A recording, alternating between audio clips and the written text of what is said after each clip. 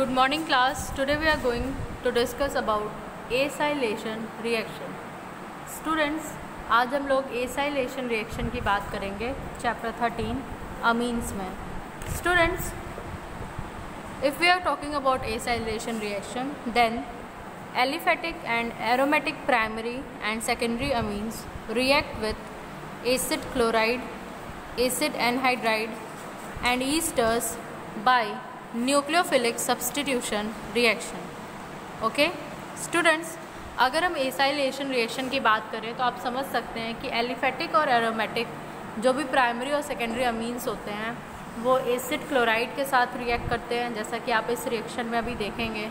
वो एनहाइड्राइड्स के साथ रिएक्ट कर सकते हैं और ईस्टर के साथ रिएक्ट कर सकते हैं through nucleophilic substitution reaction. Students, अभी हमने समझा था पिछले लेक्चर में कि अमीन्स जो होते हैं उनमें नाइट्रोजन एटम के बाद चूँकि लोन पेयर ऑफ इलेक्ट्रॉन है और इलेक्ट्रोनेगेटिविटी नाइट्रोजन की ज़्यादा है, तो इस वजह से हम देखते हैं वहाँ पे कि न्यूक्लियोफिलिक सब्सटीट्यूशन रिएक्शन ऑकर होता है. ठीक है, ये एज अ न्यूक्लियोफाइल काम करता है.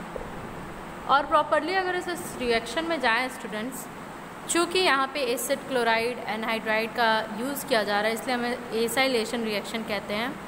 और अगर डिटेल में इस रिएक्शन की बात करें so it is considered as replacement of hydrogen atom of NH2. Basically होता क्या है, आपका जो भी अमीन पार्ट होगा उसके जो NH2 ग्रुप है स्टूडेंट्स, ओके, ये जो NH2 है इसके हाइड्रोजन को हम रिप्लेस करते हैं. ठीक है, किसी भी एसिल ग्रुप से. और उसके बाद स्टूडेंट जो प्रोडक्ट हमें मिलता है उसे हम क्या कहते हैं, the product obtained is called amides. और डिपेंड करेगा हम किस अमीन के साथ रिएक्शन कर रहे हैं, उस बेस पे हमें रिस्पेक्टिव अमाइड फॉर्म होगा.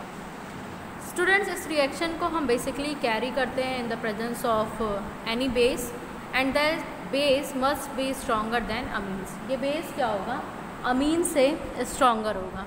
ओके, जैसे कि हम पिरिडीन का यूज़ कर सकते हैं students, which removes HCl so formed and shift the equilibrium to the right hand side.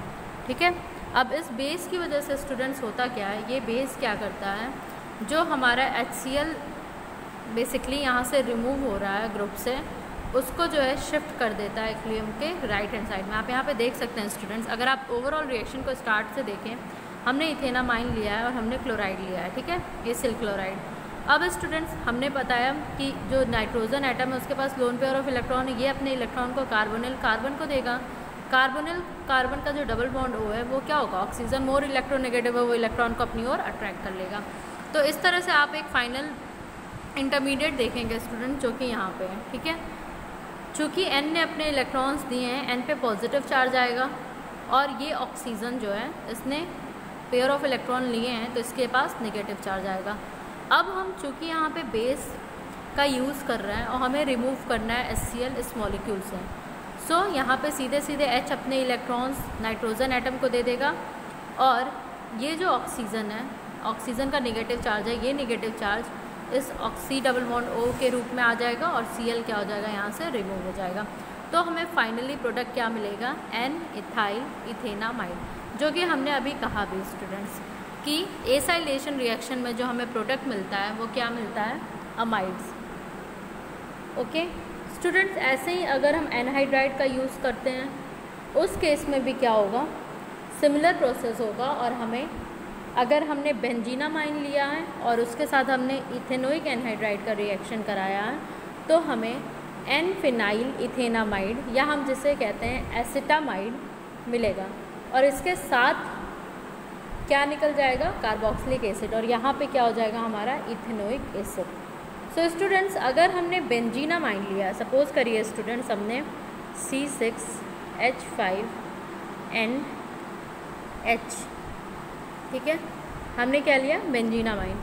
तो इसका जब हम एनहाइड्राइड के साथ रिएक्शन करा रहे हैं स्टूडेंट, इसका एनहाइड्राइड हम क्या ले रहे हैं, CH3 C double bond O C double bond O CH3. ठीक है, ये हमारा क्या है, इथेनोइक एनहाइड्राइड.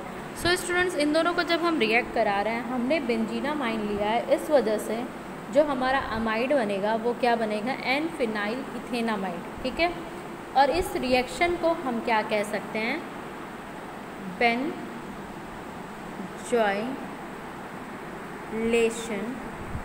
रिएक्शन। ठीक है, इसे हम क्या कह सकते हैं, बेंजोइलेशन रिएक्शन।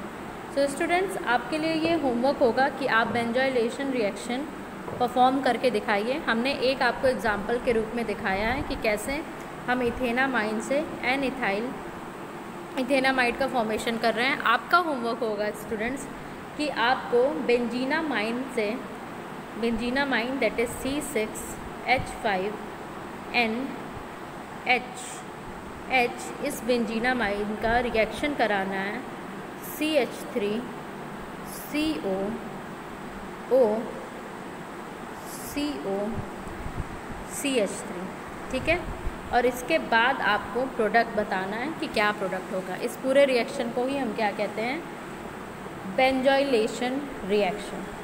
ओके, क्योंकि जो हमारा, हम कह सकते हैं कि अमीन जो होते हैं बेंजोइल क्लोराइड के साथ रिएक्ट करेंगे तब हम उसे बेंजोइलेशन कहेंगे। ठीक है स्टूडेंट्स, तो आपको बेंजीनामाइन को बेंजोइल क्लोराइड के साथ रिएक्ट कराना है।